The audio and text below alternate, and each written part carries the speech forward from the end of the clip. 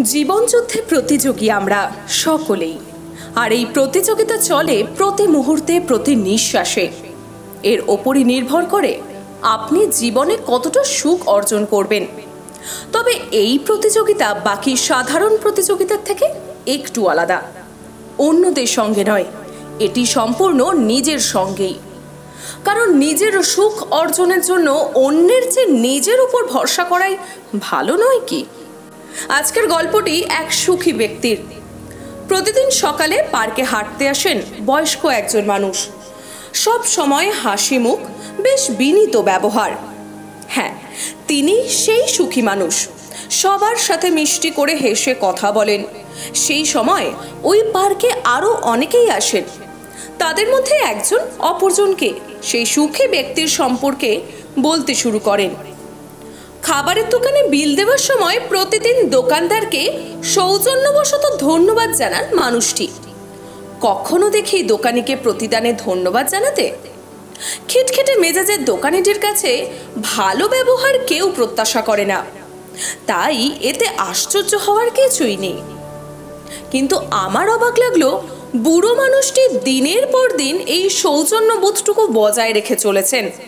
কেন সেটাই ভেবে আমার সাথে কেউ এমন রূঢ় ব্যবহার করলে আমি দ্বিতীয়বার সৌজন্যের ধার ধারতাম না। তাই কৌতূহল সামলাতে না পেরে একদিন জিজ্ঞেস করে বসলাম মানুষটিকে, আচ্ছা, এই দোকানি এত অসৌজন্যমূলক আচরণ করে, আপনি তবু মিষ্টি ব্যবহার কি করে করেন তার সাথে? মানুষটি একগাল হেসে বললেন, আমাদের সৌজন্য, ভালোবাসা, সুখ এই বিষয়গুলো কি অন্য কারো হাতে ছেড়ে দেওয়া উচিত? তুমি যদি মন থেকে অনুভব করো নিজেকে সুখী হিসেবে, পৃথিবীর কারো সাধ্য নেই সেটাকে বদলাতে পারে।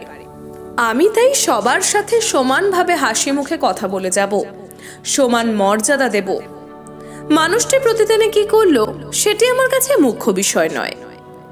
সব শেষে সেই কথক বলেন, সেদিন ওই সুখী মানুষটির কথা শুনে আমি এইটুকু বুঝেছিলাম, তুমি কি করবে সেটা যদি আরেকজন ঠিক করে দেয়, আরেকজনের প্রতিক্রিয়ার উপর তোমার সুখ দুঃখ ভালো মন্দ নির্ভর করে, তবে এর চেয়ে দুর্ভাগা আর কে হতে পারে?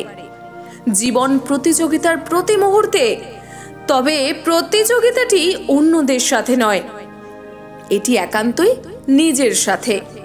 প্রতি পদক্ষেপে নিজেকে ছাড়িয়ে যাওয়ার নিরন্তর প্রেরণায়। আজকের পডকাস্ট কেমন লাগলো অবশ্যই জানান। আপনাদের কাছে এরকম অনুপ্রেরণামূলক কোনো গল্প থাকলে আমাদের সঙ্গে শেয়ার করবেন। আপনাদের গল্প সবার কাছে পৌঁছে দেব আমরা আমাদের পডকাস্টের মাধ্যমে।